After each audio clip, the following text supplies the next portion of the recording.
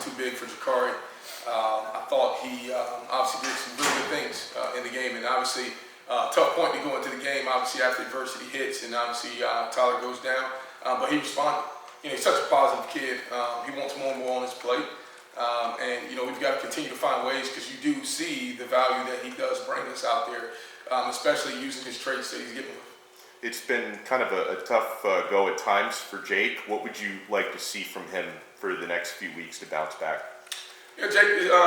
Jake's had some good moments, some tough moments, and obviously, for us, it's about reinstilling that confidence back in himself. It's like a batter, right? You go on a string of strikeouts or whatever. You just got to get back in rhythm. You got to get back in confidence, get back in rhythm, and that's the thing we got to remind Jake. And got tremendous confidence in him, and unfortunately, some things haven't gone his way.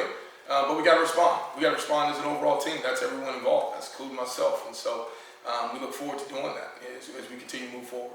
Josh, I know you guys are hoping Tyler's healthy enough to play on Saturday, but if he's not, what do you want to see from Jake and Jakari this week as they prepare for this game? To determine who will start on Saturday. I think just overall as an offense, we just got to be resilient. And that's overall collectively as a group. Regardless of what quarterback is in, we can't have highs and lows depending on who's the quarterback. And I think we've been affected a little bit by that. I don't think we've been that type of team that has responded from adversity. And so either quarterback, obviously we're going to prepare both quarterbacks as we always do each and every week, but we've got to have everyone around them have the utmost confidence in them, as well as our quarterbacks have the utmost confidence in everyone around them. Is there anything in particular you want to see from them just in practice? Just continue to take the next step forward, focus on what we have presently. Obviously, tough loss. There's no way around it, right? That's not the expectations or the standard that we set, and so. But we've got to move on, and we got to move on fast. We can't allow that loss to linger into this week's preparation. We're playing a really good team in Georgia Tech, and we've got to pour all our focus and effort into finding a way to win a game this week. Coach, the offensive struggles of going 3 games without a touchdown. Have you ever been through anything like that at all in your career, and how tough is it, and how do you remedy it? No, not at all. I think it's been 9 quarters, exactly right, without a touchdown, and a lot of that time is there without Tyler, and we've got to be able to respond. And so we've had some close calls to touchdowns, to say the least, right? And then something happens in a sequence where we're down in the red zone, and we've kind of been in a funk. I don't think there's I can't hide from that, and I take that, and I've got to do a better job preparing these guys to respond to adversity. We've got to develop tough mindsets, tough kids, tough coaches, and that starts with us. It's got to show in great leadership. These kids have got to follow us as coaches and take on our mentality, and we've got to continue to push that and continue to push them over the hump. But it has not been pleasant lately, and we've got to score points, ultimately. When we score points, our team plays good. It drives the energy, it drives the emotions of the team, especially when defense is on the field and they're seeing your offense go score, and we've got to do that. We've got to find ways to score touchdowns. Josh, it's obviously not easy to get a team ready when you've got 3 different guys who could potentially be the quarterback. Is there a cutoff point in your mind with the coach and everything where you guys decide, okay, hey, it's Tuesday, it's Wednesday, we got to know who the guy is so we can get the team to run this kind of offense? Well, there is a challenge. Unfortunately, the challenge is kind of there because of injuries, and so it's almost you never know until the last moment. I think we didn't find out about Tyler last week until literally probably about the day before the game, and so you can imagine what you're having to go through from a preparation standpoint of what's good for each player. But ultimately, whatever we ask, we're going to prepare all 3 of the quarterbacks and try to prepare them right now. Obviously, as we're going through injuries and adversity, and I think also you're seeing the same thing up front. We're down to 6 or 7 maybe healthy offensive linemen, so we're having to rotate different guys in for the what if this guy goes down, who bumps over here, who bumps over there, and so we've got some challenges as we've had all year long. We've got to continue to just find solutions and answers, and while we do that, we've got to continue to instill confidence in our players. But it has been a challenge. Excuse me. How did Lawrence Seymour do? Lawrence stepped in, and obviously, he had some good moments. He had some moments, obviously, where he continued to learn from. He's a young player. You look in the interior right now. We've got 2 freshmen starting for us on the interior offensive line, and not a lot of experience from there. And guys are getting thrust into roles on the job, in the game, not necessarily in the week leading up to preparation. And so everyone's just got to prepare right now. Like I said, we're down to very few options left, and everyone has to assume that they're ready to contribute in any kind of way when the opportunity comes. Hey Josh, Jake's obviously been turning the ball over at as insane of a rate as you'll ever see in football. Had you guys ever seen that before on the practice field, and where's the disconnect coming from, and why do you think that's happened? I wish I had an answer because I'd be ready to solve it. But the turnovers collectively as a unit just coming freakishly in games, and it's we're having a lot of things happen in games that don't necessarily show themselves in practice, and I don't know if it's a performance anxiety type situation where our kids are going into games and the moment is catching up to them, but we've got to protect the football. I don't care if it's a quarterback throwing an interception. I don't care if it's a fumble, a missed snap in the red zone. Right? We can't have the things that have been haunting us all season long. And these things are they're issues because they've continued to show up, and they're things that obviously we've addressed, things that we have put as major concern, but ultimately we have to correct them. We can't keep allowing these things to happen in games. But like that hadn't shown up in practice all through the spring and fall, and it's just now suddenly in the games. It's just in the games, and there's a lot going on in the quarterback position, right? You got new linemen, you got new people all around you. You're going into the game, and unfortunately, we've made some tough turnovers there. And like I told Jake, like I told him this morning, I continue to believe in him. I've got to instill confidence in him. He's a young man that's had some bright moments. He's still a very young player. And that's the thing that everyone must understand. Young players do make mistakes at times. We've got to continue to grow and develop him and coach him so he can go out there and play confidently. With the missed snap in the red zone, where was that breakdown on that play? Well, you know what? So it's a tricky deal to deal with, and not to blame anyone, but obviously when there's communication happening on defense, there was defensive players obviously clapping, communicating. A lot of that comes in today's age where everyone is on somewhat of a clap cadence offensively. Defensive players are also using that to get their defenders over. If you saw the communication happening at the time, one of their defensive players was trying to get another player over to another side, started clapping, and then the ball was snapped. And so it's a tough job on the center to hear where that clap comes from.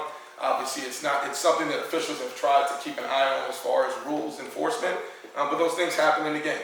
We can't sit there and point the finger, point the blame, say it's a missed call. Those things happen. We just can't allow them to happen negatively for us. How do you keep the team kind of bought into like the offensive strategy and the plan when things haven't been going so well the last couple of weeks? Well, we gotta develop tough kids, man. And here's the deal: the buy-in within our whole program hasn't gone necessarily the way we want it. But for us, it's about first and foremost, it's about developing the culture in the locker room and in the team. That we're going to compete no matter who the opponent is for 60 minutes each and every week. And for those that that don't understand that, there's we've got to come to grips that there's other opportunities out there, and we've got to do a great job in recruiting. I think first and foremost, when you look at it, right, it all starts in building your roster from a recruitment standpoint. You got to recruit the right type of kids, the right type of players, and the right type of mindset. When you talk about developing a culture, it starts there. Obviously, then it's player development and retainment. And so, we've got to challenge our kids, but at the same time, we've got to buy into the culture that we want to establish here. And everyone has to be on board with that culture, and that's what it takes to build a program. We're obviously in the building process, and no one likes to go through the hard times of building. Everyone wants to show up once it's built, and then obviously take credit or be a part of something that's already built. But this is no different than any other issues that we've been through in the past with other programs as far as building programs. It's going to take tough work. It's going to take tremendous effort by everyone involved in the program, and ultimately leading us all in the right direction. Coach, you decided. Will Mallory came into the game as your leading receiver, just wasn't targeted. Was there something they were doing? Obviously, tight ends big in your offense. Yeah, we tried to get Will late into the red zone on a target for a touchdown. Unfortunately, we got beat on the block on the perimeter, or he would have had an easy opportunity of a walk-in touchdown. It was unfortunate because Will's a big piece of our offense. We want to find creative ways to get him the ball. I think the game flow within the game kind of caught up to us. We wanted to target him early on. He was getting a couple double coverages and bracketed into the boundary. And we just didn't have that opportunity once things started kind of unraveling within the game. And so we've got to continue to focus on trying to allow, our best players to touch the ball, and Will's one of those guys. And we've got to find ways to get him the ball. Coach, you decided to stay on the field again for 2 weeks in a row. Kind of what went into that decision, how you're feeling about it, and what should we expect going forward? Personally, thinking it was going to make a difference, it obviously didn't. But it was really just to be there as a voice of confidence for our players. When adversity strikes, being able to look them in the eye, being able to get them to respond. Like I said, we have a very inexperienced and I would say a group that hasn't responded to adversity throughout the year. And so for me, the decision of going down on the field was to be that voice that could rally the troops, that could rally everyone if things started going bad. And unfortunately, we still haven't been able to respond in those situations. And so, as we continue to evaluate those things, obviously I'll make an evaluation this week as whether or not I'll be on the field or in the booth. But ultimately, we've got to develop that mindset and mentality that we've got to continue to fight.